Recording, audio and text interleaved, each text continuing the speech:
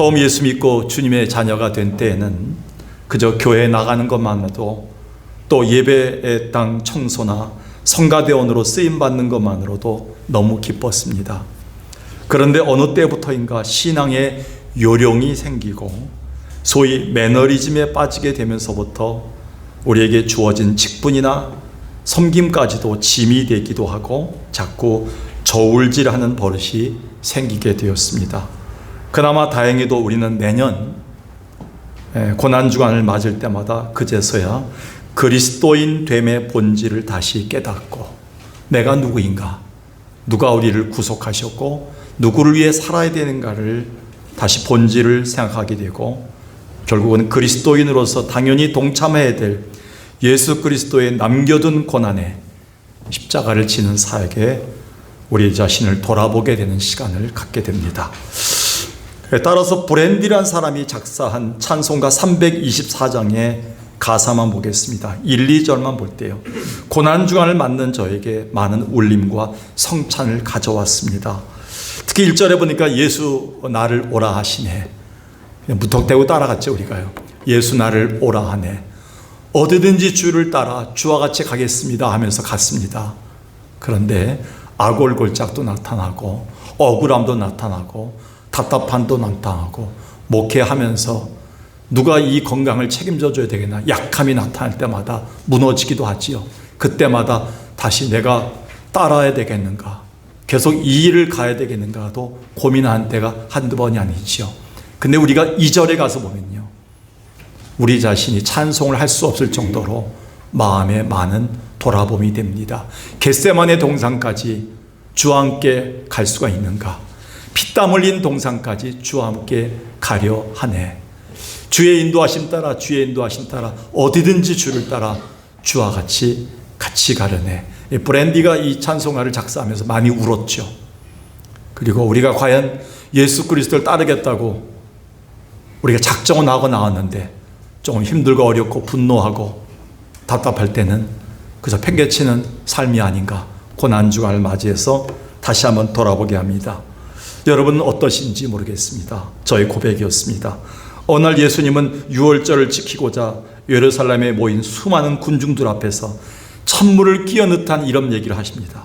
사실 주님의 십자가의 힘든 길을 가시기 전 자신을 돌아보면서 우리에게 선포한 말씀이 있죠. 요한복음 12장 23절에 보니까 예수께서 이르시되 인자가 영광을 얻을 때가 왔도다. 그러니까 십자가에서 너의 죄를 사할 때가 왔도다 라고 말씀하시면서 이렇게 얘기합니다. 26절에 사람이 나를 섬기려면 나를 따르라. 나 있는 곳에 나를 섬기는 자도 거기 있으리니 사람이 나를 섬기면 내 아버지께서 그를 귀히 여기실 것이다. 가만히 생각해 봤습니다. 과연 주님께서 오실 때 주님이 나를 귀하게 여기실까? 소중한 아들이라고 나를 받아주실까? 과연 내가 어디까지 주를 따라갔는가? 내가 주를 섬긴다고 했는데 과연 어느 순간까지 어느 때까지 따르고 못 따른가를 다시 돌아볼 때 다시 한번 이 고난주간이 새겨볼 것이 많은 주간이라고 생각합니다.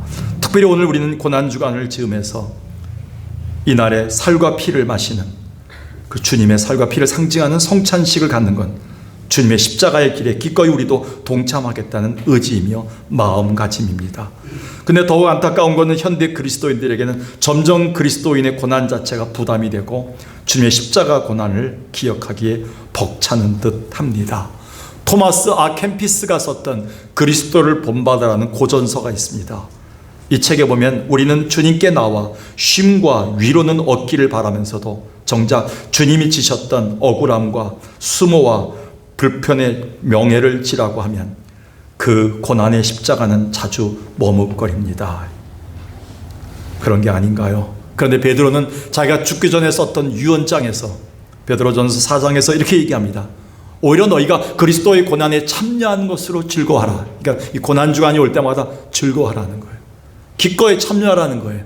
주님께서 영광 나타나실 때 너희로 즐거워하고 기뻐할 것이다. 그러니까 고난주간을 잘 보내면 주님이 우리를 보고 기뻐하신다는 거예요. 너희가 그리스도의 이름으로 치욕을 당하면 복이 있는 자로다. 영광의 영, 곧 하나님의 영이 너희에 계실 것이다. 주님이 마지막 날 오셨을 때 어떤 자들에게 칭찬이 있고 즐거워하실까요?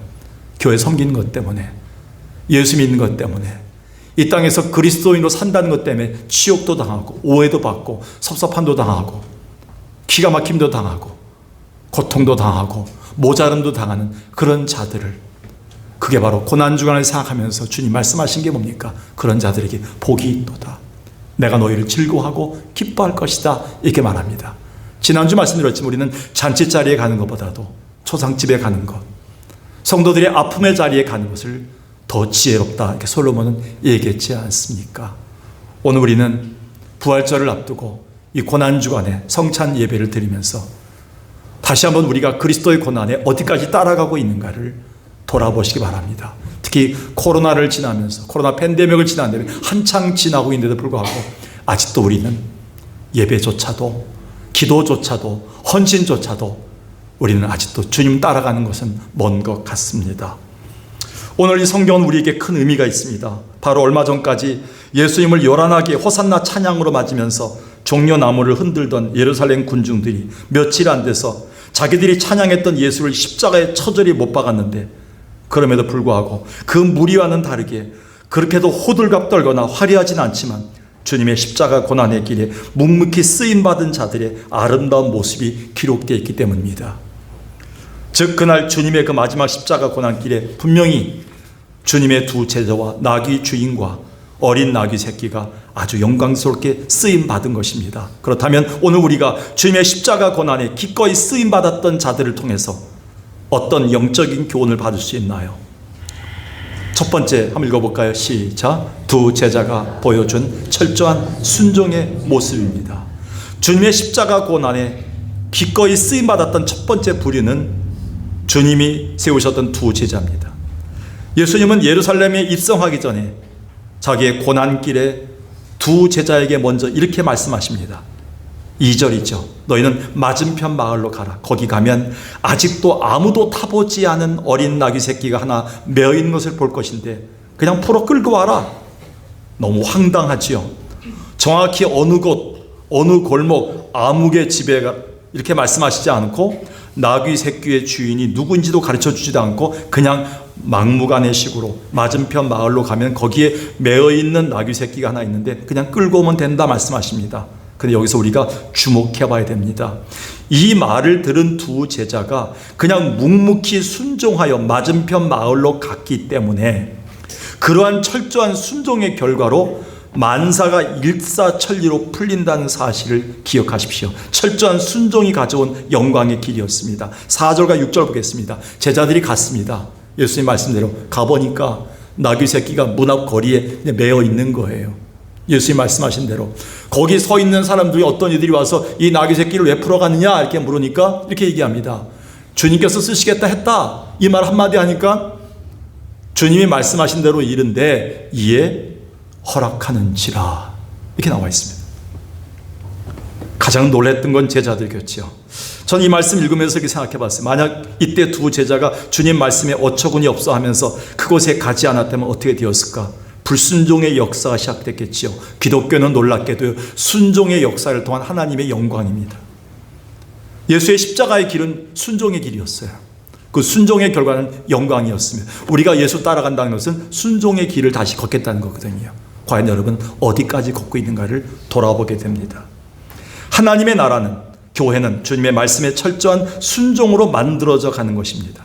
그러함에도 우리가 사는 세상에 그 어느 곳에서도 순종을 가르치거나 순종의 덕목이 가져오는 놀라운 은혜를 말하지 않습니다. 오롯이 하나님의 교회에서만이 하나님의 뜻인 구속의 은혜를 이루기 위해 철저히 십자가의 죽음에 순종하셨던 예수 그리스도를 통해서 우리는 가르칩니다. 순종에 대해서. 더 나아가 오늘처럼 그리스도의 고난길에 철저히 순종함으로 쓰임받았던 두 제자의 모습을 통해서 비로소 우리에게 순종의 덕목이 얼마나 중요한 것인지를 배우게 되는 겁니다. 여러분, 그래서요, 아이들 어렸을 때부터, 손주들 어렸을 때부터 교회 다니게 하세요. 예배당 나오게 하세요. 교육받게 하세요. 순종을 배울 수 있는 것은 유일하게 교회밖에 없습니다. 다 같이 잘난 맛에 삽니다. 얼마나 똑똑한 척 하는지요. 선생님이 뭐라 하면 사진 찍어갖고요, 동영상 찍어서 고발합니다. 뭘 배우겠습니까? 할머니 앞에서도 반말하고요, 엄마 앞에서도 반말하는 세상에 삽니다. 아이들이요. 위아래가 없습니다. 유일하게 순종을 배우는 것은 교회밖에 없어요. 예수 그리스도를 통한 순종과 그분을 따르는 자들이 어떻게 영광을 받았는가, 순종을 통한 영광을 배운 기독교 역사는 순종의 역사입니다. 그래서 주님은 나사로의 죽음 앞에 절망했던 마르다에게 이렇게 교훈하셨습니다. 딸아, 내 오빠가 살려고 한다면 돌문을 옮겨라. 그 당시에는 무덤이 돌문이었습니다. 근데 마르다가 이렇게 얘기합니다. 우리 오빠가 죽은 지 벌써 사흘이 돼가는데 이 무덤문을 열면, 돌문을 열면 냄새, 썩은 냄새가 진동합니다. 안 됩니다. 근데 40절에 예수님 이렇게 얘기합니다. 예수께서 이르시되 내 말이 내가 믿으면 하나님의 영광을 보리라. 기독교 역사는요, 네가 순종하면 볼 것이다. 근데 세상의 역사는 그게 아니에요. 보여주면, 허락해 주시면, 돈 주면, 건강 주시면, 환경 허락해 주시면 열심히 하겠다는 거예요. 아니올시다. 기독교는요, 하나님 앞에 철저히 순종하고 목숨 걸고 하나님께 순종하고 믿으면 영광을 본다는 거예요. 순서가 바뀌었죠. 그래서 오늘 이 성찬식도 주님이 자신을 죽이면서까지 하나님의 뜻에 순종하신 것처럼 우리 또한 그리스도의 고난에 기꺼이 순종함으로 참여하는 결단의 시간이 아닐까요? 오늘 우리가 두 제자처럼 철저한 순종의 모습으로 주님의 고난에 기꺼이 쓰임받기를 주의 이름으로 축원합니다. 두 번째는요, 나귀 주인들이 보여준 흔들리지 않은 헌신의 모습입니다. 4절에 보니까요, 제자들이 가본즉 나귀 새끼가 문 앞거리에 매어 있는지라 그것을 푸니. 한번 생각해 보십시오. 어느 날 갑자기 불쑥 두 사람이 오더니 자기 집 앞에 매어 있는 한 번도 쓰임받지 않았던, 잘 키웠던 나귀 새끼, 제사 목록 1호죠. 여러분 아시다시피 중동 지방에서는요, 산악 지역에서는요, 그리고 골목 지역이 있는 그런 팔레스타인에서는요, 모든 것은 나귀 새끼가 전부 다 일을 합니다. 나귀가 일합니다. 자꾸 새끼 죄송합니다. 성경에 나왔기 때문에. 이럴 때 욕해보죠. 이 나귀를 갖다가 참으로 제사 목록 1호로 사용했는데 두 사람이 오더니 갑자기 그 나귀의 끈을 푸는 거예요. 데려가려고요. 아니나 다를까 주인들이 그걸 보자마자 왜 끌고 가냐고 묻습니다.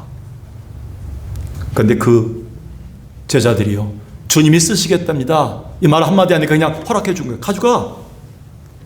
이게 가능할까요? 자, 15장 5절 6절 보겠습니다. 거기 서 있는 사람 중 어떤 이들이 이르되, 이게 주인들입니다. 주인들. 이게 나귀 새끼 한 마리에 대해서 주인들이 몇 명 있어서 비쌌기 때문에 무엇에 하느냐 하며 제자들이 예수께서 이르신 대로 주가 쓰시겠다 하니까 허락하신지라. 이것을 누가는, 아주 예리했던 누가는 이렇게 사용하고 있습니다. 누가복음 19장에서 나귀를 풀 때 그 임자들이 이르되 어찌하여 나귀 새끼를 푸냐. 그러니까 주인들이 물은 거예요. 왜 우리 나귀 가져가냐? 그러니까 주님이 쓰십니다. 큐리오스가 쓰십니다. 메시아가 쓰십니다. 그 말 한마디에 뭐냐면 메시아의 신앙이 있었는지 모르지만 그들이 뭐냐면 아멘 하면서 줬다는 거예요. 헌물한 거지요. 여기에서 놀라운 일이 생깁니다. 주인의 질문에 두 제자는 망설이지 않고 미리 주님 말씀하신 대로 말하자. 마치 약속이나 한 듯 그 제자들은 자기들이 키운 소중한 나귀를 선뜻 메워줍니다. 주님의 십자가의 길에. 혹자는 주님이 그들과 사전에 약속한 게 아닌가라는 추측을 하는데 아니올시다. 그런 근거는 없습니다. 분명한 것은 이 모든 일들이 하나님의 주권적인 섭리와 간섭으로 이루어진 신적 사건입니다. 그래서 전혀 예상치 못했던 자들, 곧 나귀의 주인들의 그 흔들거리거나 계산하지 않는 헌신이 주님 가시는 마지막 십자가 고난 사역에 기꺼이 쓰임받은 겁니다. 오늘도 제가 우리 교회 식사를 또 점심 식사를 또 준비하신 분이 계시더라고요. 근데 우리 교회 그동안 등록이 안 됐던 분 이름이 올라와서 물어보니까 어떤 분이 하셨다 그래서 깜짝 놀랐어요. 지난번에도 어떤 분이 하셨는데.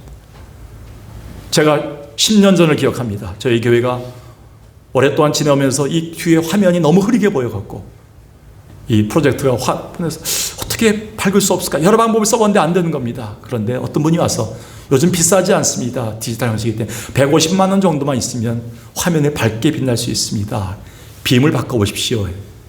누가 할 수 있을까? 이 말을 했는데 그때 처음 오셨던 관리 집사님 부부가 계세요. 그분이 첫 월급을 내셨습니다. 50만, 첫 월급을 내 150만 원 이걸 사오신 거예요. 그때 또 10년 동안 이제 밝게 사용하고 있어요. 그분들은 몇 개월 하시고 가셨습니다. 하나님은 전혀 생각지 않았던, 예상하지 않았던 사람을 통해 주님은 주님의 십자가의 영광의 길에 사용할 수 있다는 사실을 보여줍니다. 그들도 돈이 중요하지 않았을까요? 한 달에 150만 원 받고 살았는데, 그들이 받는 순간에 주님이 쓰시겠다 하니까 쓰신 거예요. 사용한 거예요. 하나님이 하신 겁니다. 이런 일이 한두 군데일까요? 하나님의 교회와 하나님의 나라는 그렇게 나귀 주인들 같이 전혀 관련이 없었던 사람들을 통해서 하나님, 그들의 헌신을 통해서 하나님의 나라가 이루어지고 있다는 겁니다. 주님은 이 고난주간에 우리에게 그런 길을 가겠냐, 너도 쓰임 받겠냐 할 때 아멘 할 수 있는 게 고난주간입니다. 매일 극동방송은 이른 새벽과 늦은 밤을 통해서 연해주까지, 참 멀죠, 전파를 발송합니다. 우리가 헌금했던 돈을 통해서 극동방송에서는 러시아, 중국, 북한의 동포들에게 복음을, 주파수를 쏘고 있습니다. 몇 년 전인가요?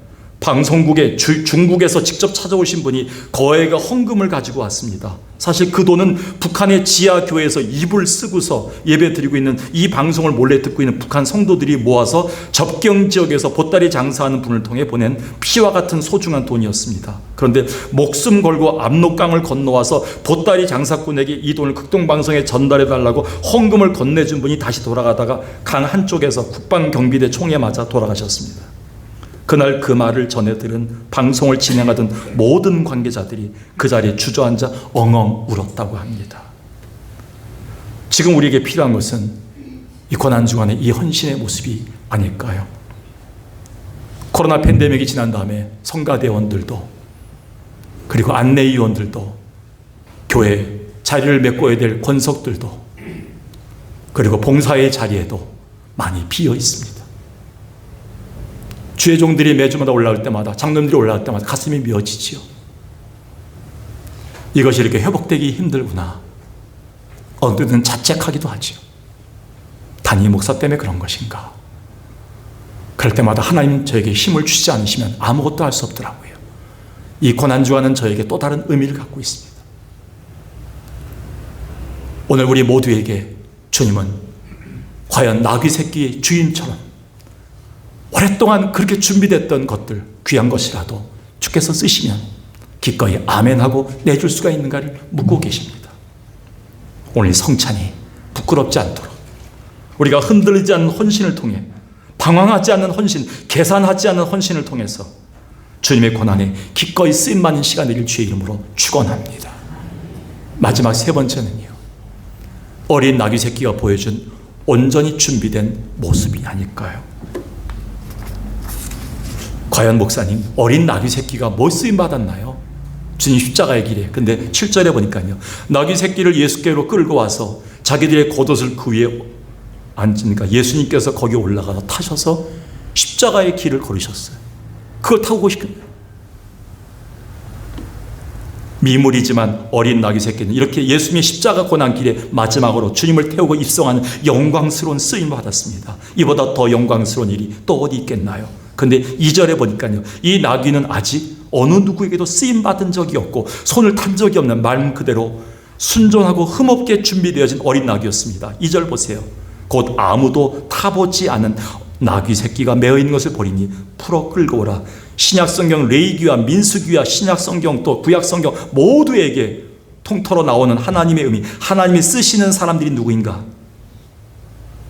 오롯이 예수 그리스도는 준비된 자들만 쓰신다고 하셨죠. 거룩하게 구별된 자들만 쓰신다 그랬죠. 이 나귀는 오랫동안 예수님이 타실 때까지 준비된 나귀였습니다.